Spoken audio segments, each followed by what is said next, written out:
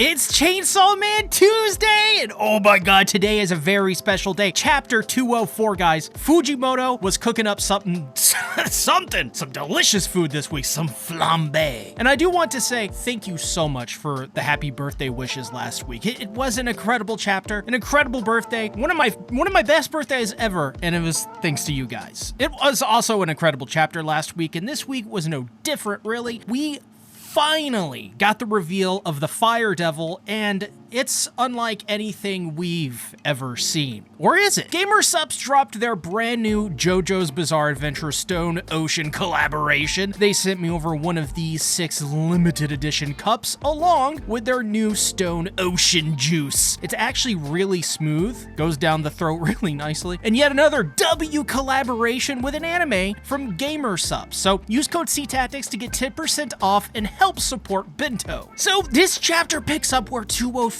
left off, and to be honest, I wasn't expecting much this week, as Fujimoto has slowed down the pace of this arc dramatically with the last 2 or 3 chapters, which I no doubt like, as I appreciate the slower pace, even if the viewership is lower for like all of the Chainsaw Man channels right now because of low interest at the moment. You know, in my opinion, line go up is not important to me. We start off with a very interesting, reminiscent panel that harkens back to Denji saving Asa Mitaka, fun name. You know, we've only talked about this moment like all of the time. Maybe I should just do a standalone video on it at this point, which just goes to show how important this moment is, as that it keeps popping up symbolically all of the time. But this leads to an opening for Yoru, in which she very smartly points out that since the building is now in ruins, it doesn't belong to anyone, to which I have to say, well.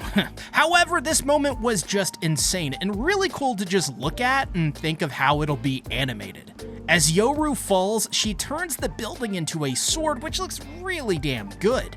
The blade is essentially made of concrete, rebar, and even has cute little windows on it too. I really appreciated the framing of this moment too, because Fujimoto was extremely careful to show that below is a busy city street with people walking around and doing their usual thing, you know, living in horror as the chaos around them desensitizes them to everything. Seriously, no idea if this was intentional, but this says a lot about Tokyo and the world at large if Japanese citizens don't even care when Chainsaw Man is fighting another Chainsaw Man as a building collapses and turns into rubble. But once again, the framing, it's so good. Yoru was falling, and so Denji, with his priorities in some state of flux, catches Yoru before it is too late. This was a really careful, symbolic gesture that leans into the idea that Yoru and Denji are this couple, right? Fujimoto is playing up these tropes to, I think, show the toxicity of Yoru and how you can take these small romantic gestures and really just corrupt them once you apply them to a devil.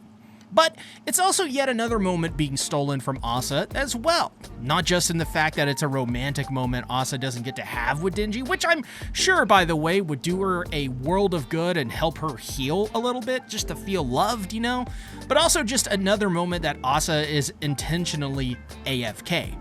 Even when she is falling to her death, technically speaking, she doesn't care to come out and fight or save herself. I think it'll be a little while yet until Asa Mitaka comes back into the plot, as I think there are more important story beats that need to be hit with Yoru right now. Or who knows, Futanari may throw us for a loop here. Another moment we have to touch upon is a foundational piece of this chapter. After being saved by Dennis, Yoru doesn't say thank you to him, yet instead looks up to Yoru's next conquest. Yoru has proclaimed that she is now strong enough to kill her. And what is so important about this, it goes back to the introduction of her. This is important because she chooses to walk away and let poor Dennis deal with the fallout. Basically, Yoru is commanding Denji like a commander to take on her dirty work, and if he fails, then she'll take care of it. But that's the thing. Where in the hell is Yoru going? 4 pages in, and Yoru just up and leaves. And I've seen frustration building from this decision. I mean, this is clearly Fujimoto just trying to extend this encounter, this arc, right? Well, not quite. I don't think so at all. I think there is something Yoru is going to do next that is important because of the context clues given. She says, if you're not done by the time that I get back.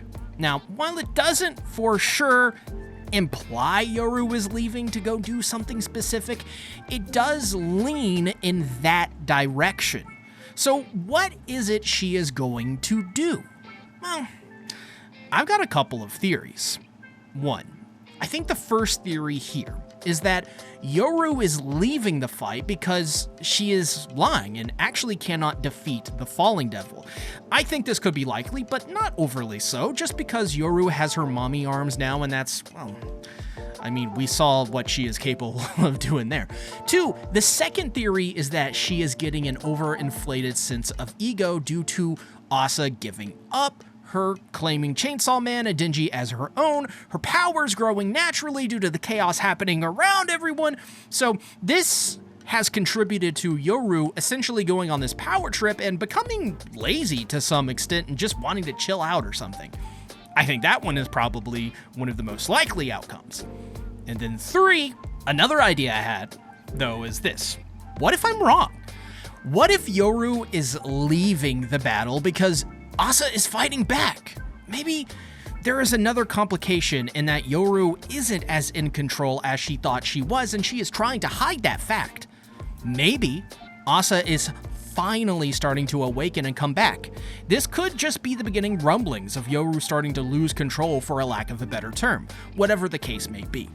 And I find it really odd that Yoru would create a building sword, then say she can't beat the Falling Devil and just leave? Throwing up her arm? It's just odd, no? So we'll keep an eye on her. It could be nothing, could be something, who knows? So this brings us to the continuing saga of Chainsaw Man versus fake Chainsaw Man. Denji immediately just levels him and tells him that he's weak and should just let those people go. If he does, he will let him live. Instead, he crosses a red light, which I think is a reference to this moment, which is pointed out by a comment I saw on Reddit. But he crosses the red light, gets Denji really angry, and so he cuts off the head of Fake Saw Man, and then his arm, setting the civvies free. And I gotta admit, I was actually wrong when I said Fake Saw Man may be tricking Denji by using fake humans. These people are actually real, and they are very naked. And I can say, for all of the flack Fujimoto gets for his quality in the week-to-week chapter releases, this chapter, along with the recent arcs, has been such a big jump in quality, or at least consistency.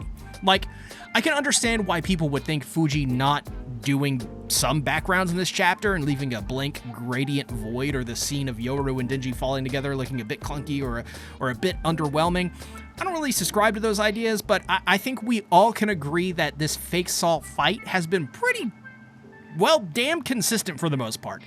And this chapter really is, in my opinion, the best art he's done for this fight so far. Like, just, I mean, look, dude, these look so damn clean. They look so good. Seeing that geyser of blood as the humans slowly turn back into their own forms was just so satisfying, and guys, I got hyped, I'm not gonna lie. I also loved the call an ambulance, but not for me reference from the lady. That was absolutely golden. Fujimoto, you slick bastard, never stop being you. But it does turn out that Denji was right, and it does work like how it works in the games as the naked people run away yelling, call an ambulance. So this is when we get to the mega moment of this chapter. And I just gotta say, before we jump in, I challenge you to get this video to 500 likes and 30 new subscribers as well. Join my Discord for more of my antics, or to just hang out in my community. You never know. You never know what could happen in there. The Fire Devil is here, my friends. After such a long wait, and he's not here to fight Din Din. He is here to ask him a question. Does our Din Din remember the face of the man that he was inside the body of this entire time that just so happens to have half of his face cut in half? So finally, after so long, we get to know for sure in the next chapter, possibly exactly who is the person inside of Fake Saw Man. So I actually knew who this guy immediately was, which is impressive for me as my brain at this point was really just only filled with Kobeni, Rize, Himino, Kishibe, what else? Crave? I actually don't, I lied. But I do still have some theories on what this could be, and I do want to do a video on Kobeni soon. But one, this is Denji's father. The reason I say this is because the face is an older man with facial hair, which gives the impression it's a generally older man. If this is the case, how could this work? Well, we know his father is dead, but what if, I don't know, something with the zombie devil, the gift that keeps on giving, revived his father as a puppet, and when Zombie was slayed proper, it gave Denji's dad a new lease on life, or he got in touch with the Fire Devil to make a contract. I don't feel super confident on the details of how, but I do think that there is a decent chance, somewhat, that this could possibly be Denji's dad. Two, another theory is one I am actually not familiar with, and go ahead, flame me in the comments, because this is a flambe week. But I do know about it, of course, especially as a mega geek for Futanari's series.